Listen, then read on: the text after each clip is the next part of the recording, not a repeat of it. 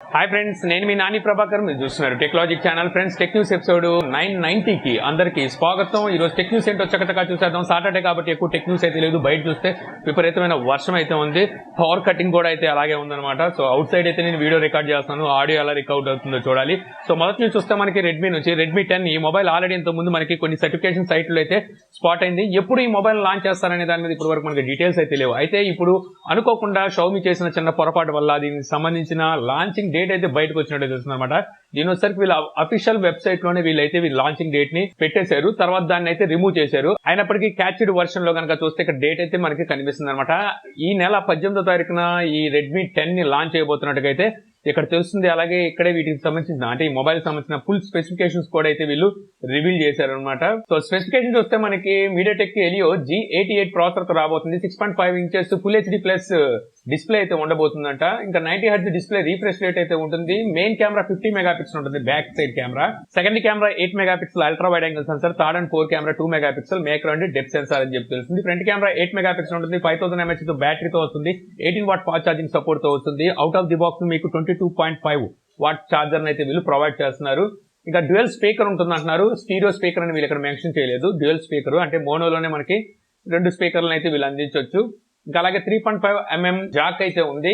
ఇక side mounted finger print, AI face unlock, MIUI 12.5 తో Android 11 OS తో so out of box రాబోతున్నట్టుగా అయితే తెలుస్తుంది అనమాట. ఇందులో మనకి 4GB 64GB 4GB 128GB 6GB 128GB ఇలా 3 వేరియంట్లు అయితే ఈ మొబైల్ రాబోతున్నట్టుగా అయితే కన్ఫర్మ్ అయింది. సో ఈ మొబైల్ వీళ్ళు ఒకవేళ నిజంగా 18వ తారీఖున లాంచ్ చేస్తే సో చైనాలో అయితే లాంచ్ చేస్తారు. మన ఇండియా రావడానికి టైం అయితే పడుతుంది. ఇంకా అలాగే మనకి ఇది వచ్చరికి LTE వేరియంటే, 5G వేరియంట్ అయితే కాదు. మేబీ ఇందులో తర్వాత 5G వేరియంట్ తీసుకొస్తారా లేకపోతే ఓన్లీ LTE వేరియంట్లనే తీసుకొస్తారు చూడాలి. ఇక నెక్స్ట్ లో చూస్తే మనకి జియో నుంచి జియో తీసుకురాబోయే నెక్స్ట్ ఫోన్ నెక్స్టే దాని పేరు కూడా జియో ఫోన్ నెక్స్ట్ అని చెప్పేసి ఒక మొబైల్ ని ఆండ్రాయిడ్ మొబైల్ ని అయితే తీసుకురాబోతుంది. వీళ్ళు ఆల్రెడీ జూన్ నెలలోనే దీన్ని అయితే అనౌన్స్ చేశారు. ఈ రోజు ఈ మొబైల్ సంబంధించిన స్పెసిఫికేషన్స్ అయితే బయటకు వచ్చినాయి అనమాట. సో ఈ మొబైల్ ని వీళ్ళు గూగుల్ తో కలిసి అంటే గూగుల్ తో పార్ట్నర్షిప్ కలిసి అయితే ఈ మొబైల్ అయితే వీళ్ళు తీసుకురాబోతున్నారు. స్పెసిఫికేషన్ చాలా పూర్ గా ఉన్నాయి.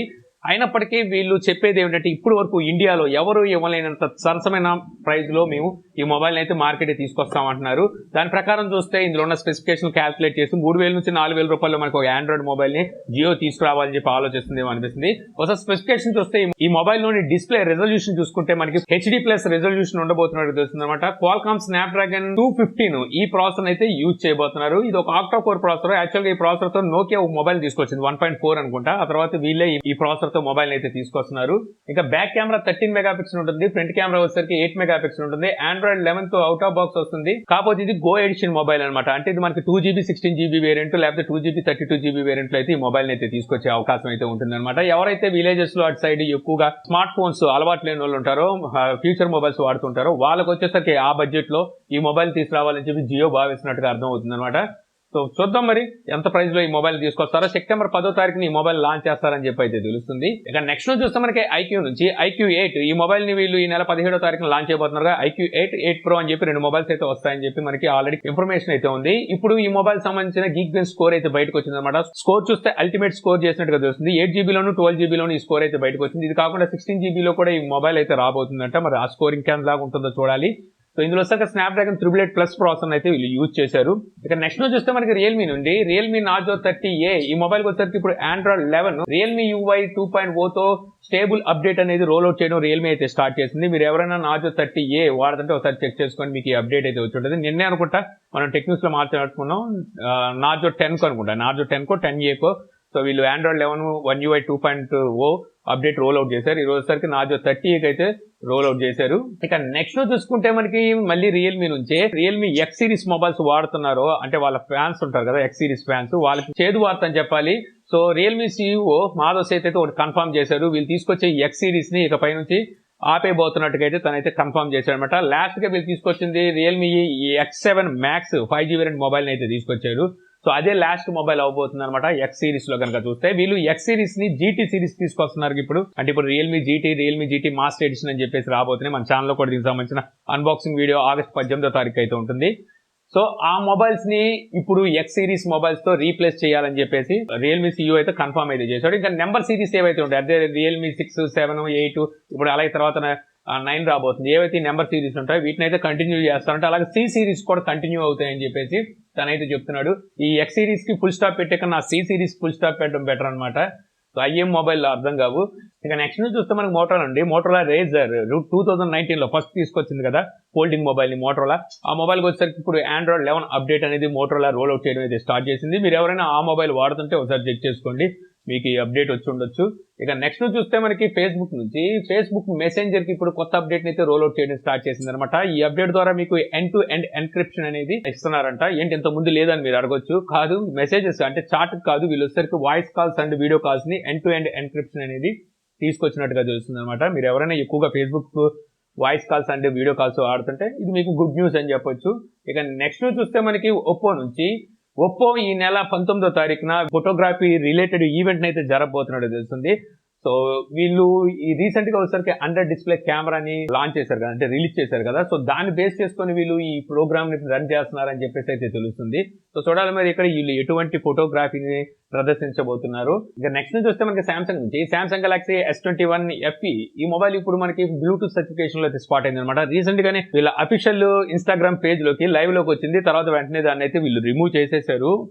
ఇప్పుడు వచ్చేసరికి మనకి బ్లూటూత్ సర్టిఫికేషన్ అయితే స్పాట్ అయింది అనమాట.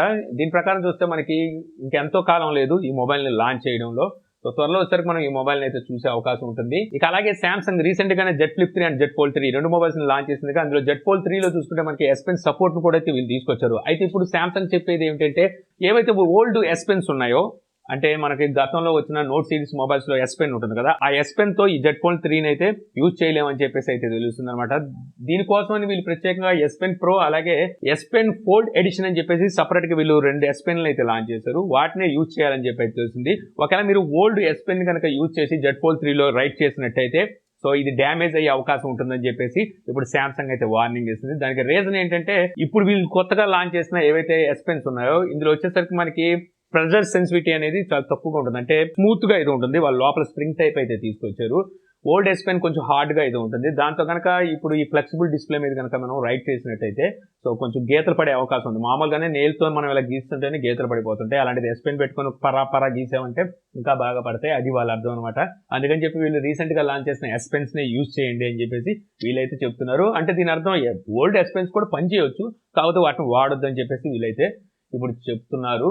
సో ఇంతే ఫ్రెండ్స్, నాకు ఈరోజు ఇంట్రెస్టింగ్ అనిపించిన టెక్ న్యూస్ దీన్నే ఉన్నాయి. న్యూస్ సాటర్డే కాబట్టి ఎక్కువ న్యూస్ కూడా అయితే ఉండదు. సో ఈ వీడియో మీకు నచ్చింది అనుకుంటున్నాను. వీడియో కనుక నచ్చితే లైక్ చేయగలరు. యూట్యూబ్ లో మా ఛానల్ ఇంకా సబ్స్క్రైబ్ చేసుకోకపోతే సబ్స్క్రైబ్ చేసుకోవడం మర్చిపోమాకండి. So thank you for watching.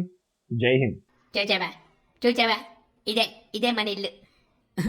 అయ్య బాబాయ్, ఇల్లు ఎంత ఎలా ఉంది? ఇల్లు నీదేనా? చాలా బాగుంది, అసలు భలే ఉంది. ఇంట్లో నువ్వు ఒక్కరినే ఉంటావా? అది కూడా అంటుంది. అదంటే ఇంకెవరు ఉంటారు నీతో పాటు? నీకే తెలుస్తుంది, కాసేపు తెలుస్తుంది. ఎప్పుడు తెలుస్తుంది? ఇప్పుడు తెలియదా నాకు? ఎంత నవ్వుతుంది. అదా దయ్యం, పెంపుడు దయ్యం అది. దయ్యమా? పెంపుడు దయ్యం అయితే కుక్కను పెంచుకుంటాం, పిల్లిని పెంచుకుంటాం, ఈ దయ్యాన్ని పెంచుకుంటా.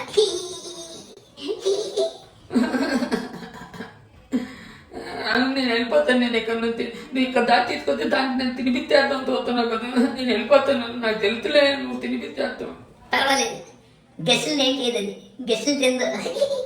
మరి గెస్టులు తినకపోతే ఇంకా తింటుంది. మరి దానికి ఆకలి వేస్తే దానికి ఆకలి వేసినప్పుడు స్విగ్గీలో ఆర్డర్ పెడతాను. ఫుడ్ నేను తింటాను, డెలివరీ బాయ్ తినేది. అమ్మో, అయినా సరే మంచి తినేస్తుంది కదా. అమ్మ వద్దు, నేను వెళ్ళిపోతాను. నేను తూచినప్పుడు నేను దవ్వు వచ్చింది. నువ్వు దయ్యంలాగా నవ్వుతున్నప్పుడే నేను అర్థం చేసుకోవాల్సింది. నేను పెద్ద దయ్యం నేను వెళ్ళిపోతాను. నువ్వు వెళ్ళిపోతే వదిలేద్దాం అనుకుంటున్నావా? గట్టిగా ఉన్నప్పుడే ఏమి చేయదు. వెళ్ళిపోతున్నావు అనుకో, పట్టుకొని తినేది. ఎవరు చిగ్గి పోదు తుమాతో ఎవరు రాకపోతుంది, మరి మనం తినేస్తుందేమో. అప్పుడేముంది, అప్పుడు మనం తప్పించుకొని ఎక్కడైనా దాక్కోవాలి. అమ్మ అప్పుడు మరి అంటే అప్పుడైనా తినేస్తేనే కదా అర్థం. ఆయన దయ్యించులో నువ్వు ఎందుకు వస్తున్నావు? మనమే దాని ఇంట్లో ఉంటున్నాం. బాబా, దాని ఇంట్లోకి నన్ను తీసుకొచ్చావా? అయ్యో, నేను వెళ్ళిపోతాను.